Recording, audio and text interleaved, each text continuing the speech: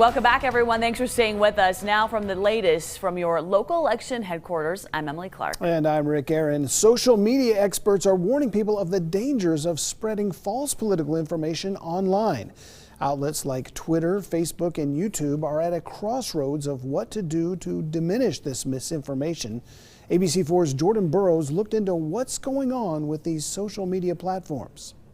Over the years, there has been huge concern over social media, and in this presidential election in 2020, that concern is spreading misinformation. Questions including who's spreading it and what's in that misinformation. Utahns I spoke with say you have to pick your own battles on social media, and an associate professor of digital media at the University of Utah says it starts with you.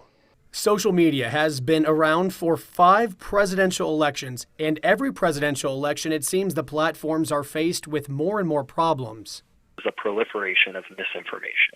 Misinformation that could sway the way people vote in the upcoming 2020 presidential election. That can be really scary, especially when we're faced with making a really important decision, like what we're faced with next week. A September Axios survey of 1,000 registered voters found to help diminish the spread of misinformation on social media, it should be shut down. 52% of respondents agreed with that. 79% say social media companies should do more to protect democracy. And 82% support placing warning labels on accounts spreading false information about voting. But what do Utahns think? Shutting it down wouldn't be bad, but it's not necessary. You just have to use your own brain. I think that's extreme. I think that would be almost impossible to make happen. I do think there need to be more regulations and that there should be standards that are kept. Some standards are in place for Twitter, Facebook, and YouTube. Twitter says no political ads are allowed after November 22nd.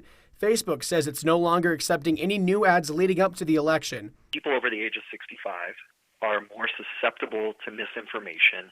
I think that we have to pray and make our decision of what and who we should vote on, not listen to everybody else's opinion. But for Peggy Miller, she says she often does her own independent research like Sarah Brown. The only way to actually find the truth is to educate yourself on both sides so that you can kind of see the middle.